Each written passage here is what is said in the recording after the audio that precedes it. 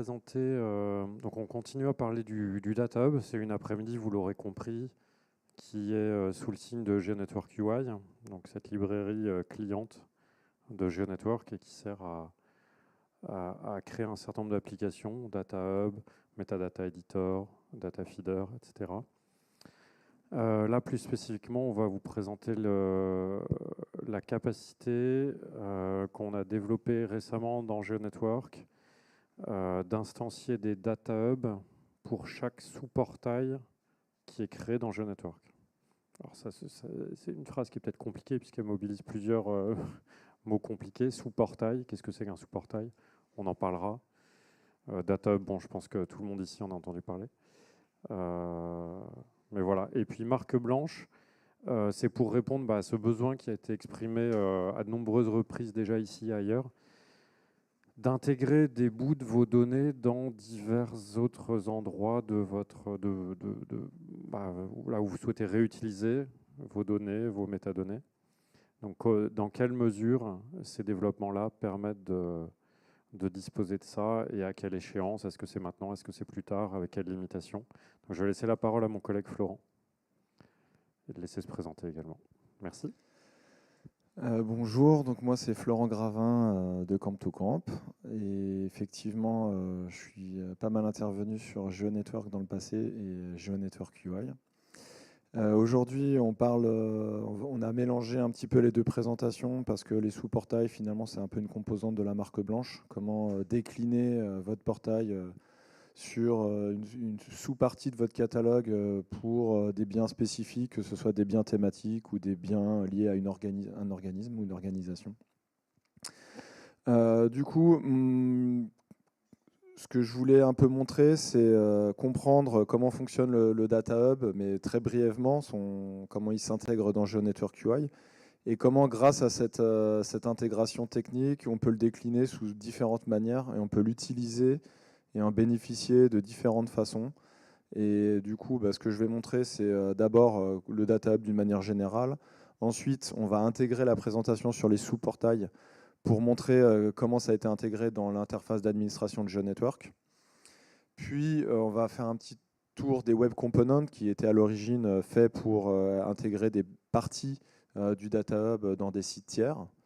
Ensuite, un module qu'on a développé récemment pour d'autres besoins, on l'a appelé la Standalone Search. Ça permet de ne pas utiliser du tout de composants UI, mais de réutiliser la logique de GeoNetwork UI pour faire des recherches dans GeoNetwork et puis pour appeler toutes les API de façon simplifiée. Et enfin, les custom apps, puisqu'on exporte aussi GeoNetwork UI comme un package NPM pour builder soi-même son application. Oula, trop de mots-clés, trop compliqués là. Ouais. Moi, j'ai segfolté. Pardon. Alors juste, GeoNetwork UI, on entend pas mal parler, c'est la librairie, c'est le framework qui fournit un ensemble de composants et de services, des toolkits pour construire des applications liées à la donnée, à la métadonnée, à la base géographique, mais pas que. Et du coup, c'est un monorepo, c'est-à-dire que c'est un endroit où il y a pas mal de code qui est découpé en applications et en librairies. Donc le but, c'est d'essayer de faire un exercice pour dissocier un petit peu tout ce qui est commun, tout ce qui est réutilisable et tout ce qui est spécifique à une application. Donc par exemple, on a le Data Hub, le Metadata Editor comme application. Et puis les librairies, ça va être des librairies pour faire la recherche, pour faire de l'édition, pour faire de la carto, pour fournir des composants UI, etc. Et le Data Hub va aller tirer en fait dans les librairies plein de composants, etc. Donc ça explique comment c'est fait, et ça va permettre de comprendre un petit peu mieux comment les autres modules s'articulent. Donc d'abord, le Data Hub tel que tout le monde connaît, c'est ce qu'on appelle un Data Hub standalone. Donc en fait, le Data Hub, c'est une application dans le framework que j'ai montré avant qui se compile, donc en Java, des fichiers statiques, JavaScript, HTML, CSS, et puis un fichier de configuration qui permet de le personnaliser. Les couleurs, des options, vers quel GeoNetwork il pointe, etc. Donc on prend ces ressources et on l'héberge sur un serveur web classique. On peut faire ça sous Docker ou autre. Aussi simplement qu'un viewer, donc. Voilà. Oui, bon, une fois que les ressources sont compilées, quand même, sont minifiées. Donc on le prend, on le déploie sur un serveur. Donc un exemple, voilà, j'ai pris Rennes parce qu'on est à Rennes. Le Data Hub de Rennes, tourne sur une URL spécifique à ce serveur web. Bon, il y a de la documentation pour le déployer, etc. Et puis donc on le colle et c'est parti, on peut l'utiliser. Maintenant, ça demande quand même d'avoir un serveur web, de l'installer, de le déployer. Et puis une fois que c'est déployé, on n'a plus trop la main sur la config. Il faut peut-être aller la redéployer, etc.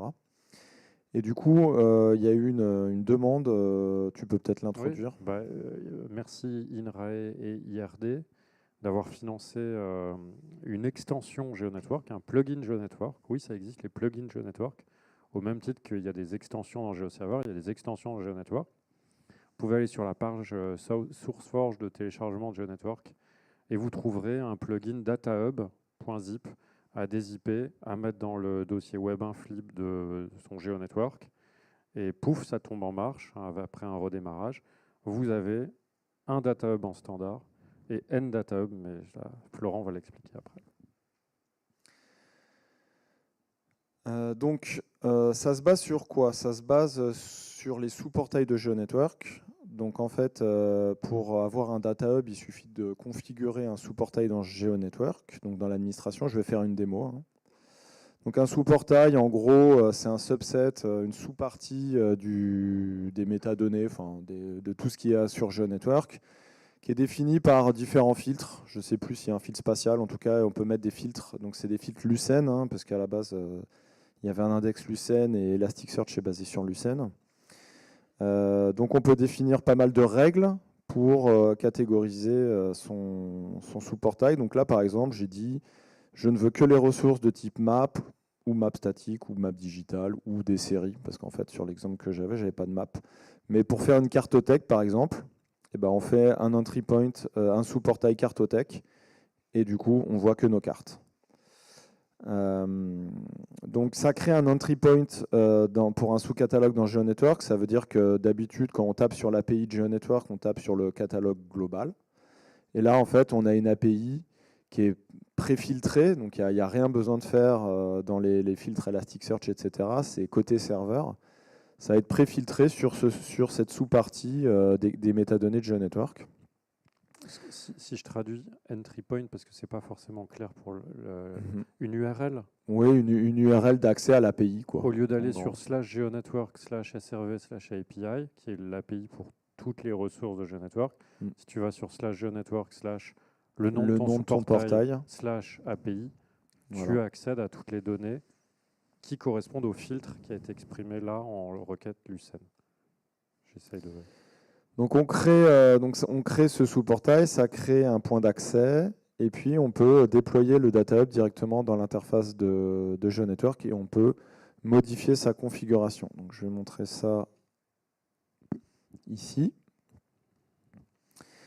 Bon alors là, t'en parles après ou je me rappelle plus. Non mais voilà, là tu montres effectivement la documentation de GeoNetwork 4.4 qui dit comment télécharger des plugins et que faire avec, etc. C'est assez méconnu, mais voilà, elle existe.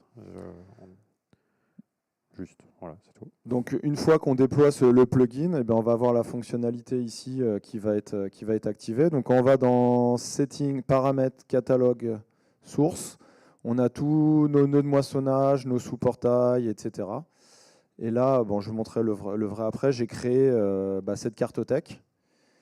Bon, donc il y a pas mal d'options, mais ce qui est intéressant ici, c'est je vais peut-être zoomer, c'est le filtre de recherche. Je pense que c'est lisible. Le filtre de recherche Lucene. Et là, du coup, maintenant, grâce au plugin, on peut cliquer sur activer le data hub pour ce portail.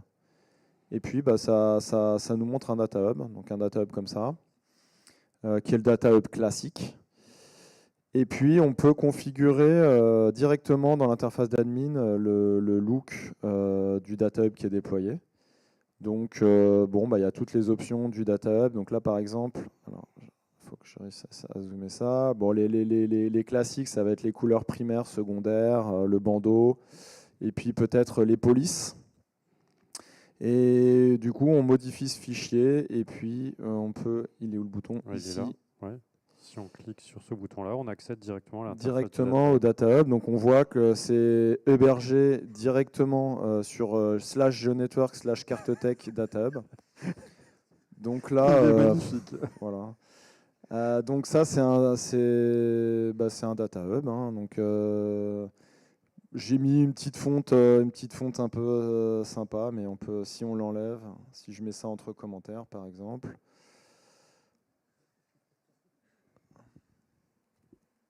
Hop. Et puis si je change, là, je vais mettre du rouge, par exemple.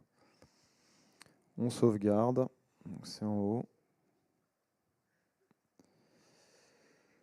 Et vous noterez que l'URL du Data Hub, elle est tributaire de GeoNetwork. On est sur /GeoNetwork/ le nom du portail /Data Hub. Okay. Donc voilà, donc on peut configurer son Data Hub directement et voir le résultat. Donc ça évite d'avoir déployé ou d'aller toucher les fichiers sur le serveur. On peut déployer autant de Data Hub sur son GeoNetwork qu'on en a besoin. Donc on peut mettre un fil sur l'organisation, sur des thématiques, sur des mots-clés, sur des thèmes inspire. Et puis avoir un foisonnement, enfin un ensemble de sous-portails Data Hub spécifiques. Et on voit que là, il n'y a que 6 données. Ça correspond aux séries que j'ai. Alors que sur le catalogue complet, il doit y avoir 600 données à peu près. Alors, juste un point. Il ne faut pas imaginer que ça déploie autant de Data Hub qu'il y a de sous-portails. Il n'y a une seule fois le code est déployé. C'est juste que le fichier de configuration va être dynamiquement affecté en fonction de l'URL à laquelle on va accéder à Data Hub. Juste un point pour pas imaginer que ça prend une place conséquente. Oui, et puis il n'y a qu'un GeoNetwork, hein, il n'y a qu'un serveur GeoNetwork, donc ça permet de découper son portail de données. Donc je vais repartir sur... Et ça répond aux besoins de portail en marque blanche, finalement, d'une certaine manière, puisqu'on peut imaginer qu'une IDG régionale crée autant de sous-portails qu'il y a d'organismes qui contribuent à la solution, et que chaque organisme peut avoir son Data Hub avec ses données, puisqu'il suffirait de créer un filtre qui correspond à l'organisme qui contribue à l'IDG régionale. Je dis ça, je dis rien. Oui. Bon, après, un bémol, c'est que si on veut le déployer sur un site partenaire, iframe. Voilà, faut un peu chanter le truc. Il faut que c'est sur le même nom de domaine que le GeoNetwork, donc il faut faire des forwards ou des iframes. Voilà, mais effectivement, ça répond aux besoins de marque blanche. Donc il y a la documentation. Ensuite, maintenant les web components. Donc les web components, il n'y a rien de trop nouveau. Hein. Maintenant, je pense que les gens commencent à savoir un petit peu ce que c'est. Donc les web components, ça permet d'extraire, d'intégrer des composants dans une page tierce sans venir être en conflit avec tout le JavaScript ou le CSS qui est chargé. Donc ça s'exécute dans du Shadow DOM. En gros, ça a son petit contexte, et c'est un peu comme une iframe, mais sauf que c'est directement intégré. Donc là, il y a une liste de web components qu'on avait déjà. Hein. Donc là, par exemple, ça c'est un nouveau avec le multilingual. J'espère qu'il marche, je ne l'ai pas testé. Mais voilà, rien de très nouveau, juste que c'est utilisé. Donc là, par exemple, on a un web component pour l'input de recherche, un web component pour la liste de résultats. On met les deux en même temps dans la page et on a quelque chose qui interagit. Ils interagissent ensemble. Et du coup, on peut essayer de composer des différents éléments dans votre page à partir des composants GeoNetwork UI. Ça peut être utilisé en production, par exemple ici dans la homepage de Géo de France. L'input de recherche ici, c'est l'input de recherche de GeoNetwork UI. Donc c'est un web component, donc on voit que ça a le même comportement. Et puis si je clique dessus, ça nous amène directement dans le Data Hub.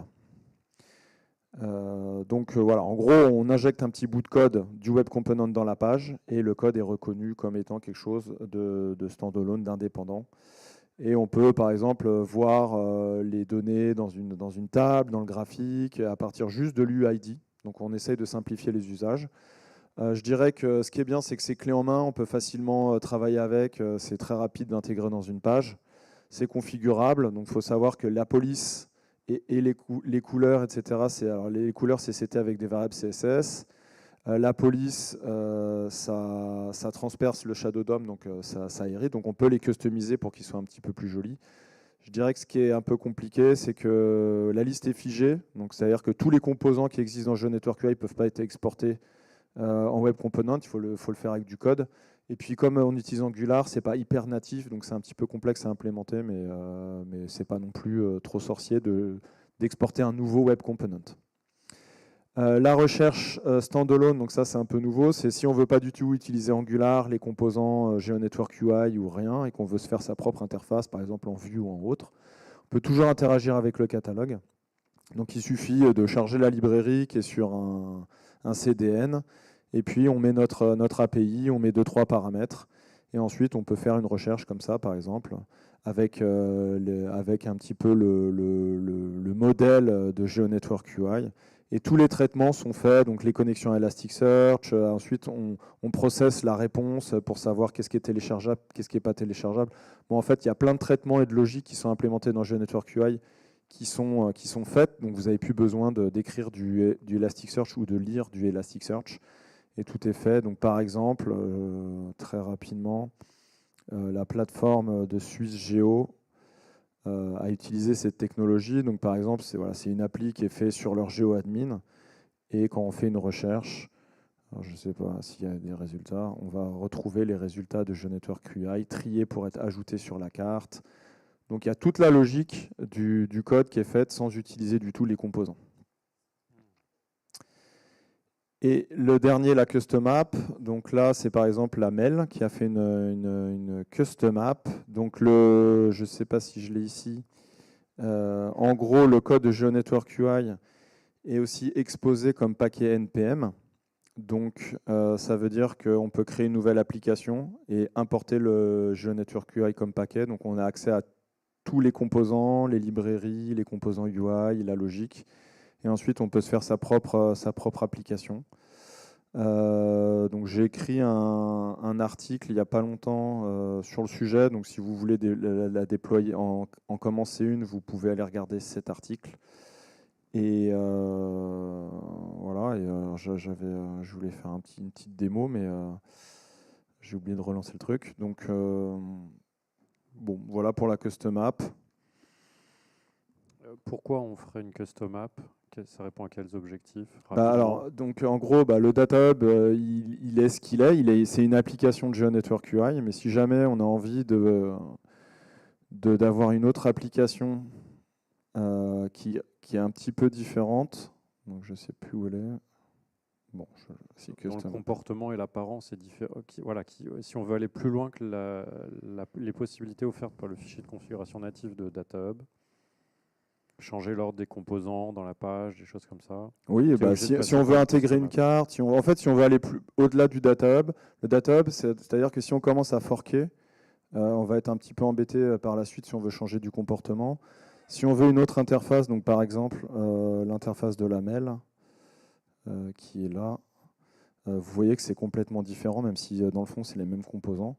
Donc là, on peut avoir de l'autonomie sur son développement, on peut implémenter les choses comme on le souhaite, les présenter comme on le souhaite. Donc ça permet de faire une application sans avoir à recoder toute la logique. On l'avait présenté déjà l'an dernier, ça. Voilà. Bon, Ce qui est nouveau ici, c'est les Data Hub par sous-portail qui ont été introduits très récemment dans la version 4.4.7 de GeoNetwork, qui est disponible publiquement, puisqu'on est à la version 4.4.8 actuellement. Donc voilà, on trouvait ça intéressant de le partager avec vous, cette extension GeoNetwork qui peut être déployée dans vos GeoOrchestra, mais à partir de la version 4.4 de GeoNetwork. Donc GeoOrchestra 25.0, juste pour savoir. Par exemple, effectivement, toujours pour Swisstopo, on avait commencé à faire une custom app. Donc on a mis la carte. Tout ça, c'est que des composants GeoNetwork UI. Il n'y a rien eu à implémenter. La carte, on peut ajouter les choses sur la carte. Quand on clique, on voit qu'il y a le composant de métadonnées qui est là. Et en fait, voilà, ça nous permet d'avoir un comportement spécifique, un Data Hub simplifié, rajouter d'autres outils, d'autres widgets ou des choses comme ça. Voilà, donc j'espère que ça répond un peu à la question de comment en marque blanche, disons, comment. Alors en marque blanche, je ne sais pas si c'est que du clic-bouton, mais en tout cas avec les sous-portails, ça le permet. Et on voit qu'on a essayé aussi de livrer le projet sous différentes artefacts pour être utilisé à façon, soit en codant, soit en intégrant des web components. En tout cas, on essaye de le décliner pour que ce soit le plus utilisable possible selon les besoins. On essaye d'adresser effectivement un public qui va du développeur qui est en capacité de créer son application personnalisée jusqu'à quelqu'un qui sait déployer un GeoNetwork, qui sait déployer un jar dans GeoNetwork et qui peut disposer comme ça de N data hub dedans.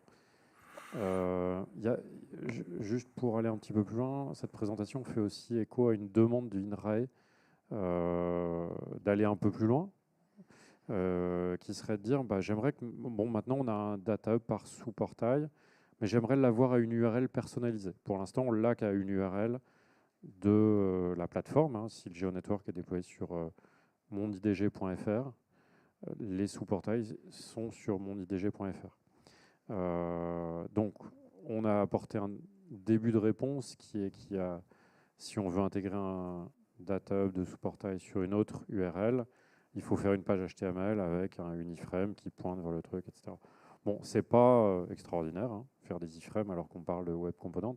Donc aussi, la question, je pense que nous pose l'INRAE et peut-être d'autres ici aussi, si le besoin est partagé, c'est quel serait le chemin? Est-ce qu'il y a un chemin pour avoir un data hub de sous-portail, mais sur une URL différente? Est-ce qu'on peut imaginer une API à la Google Maps, tu vois, où je mets un bout de JavaScript, un div, et hop, j'instancie un data hub complet dedans? Est-ce que c'est beaucoup de développement? Est-ce que c'est... Je pense que c'est la question qui vient après. Je prends un peu d'avance. Tu peux peut-être remercier aussi les sponsors de ça. Des sous-portails. Mais je viens de le faire. Je l'ai fait. IRD, je l'ai déjà fait. D'accord. Enfin, il me semble, oui. Mais je peux le répéter. Non, IRD et INRAE, effectivement, Okay. qui ont financé cette évolution et son intégration dans GeoOrchestra 25.0 et GeoNetwork 4.4.7. Merci pour la présentation. Je vous laisse.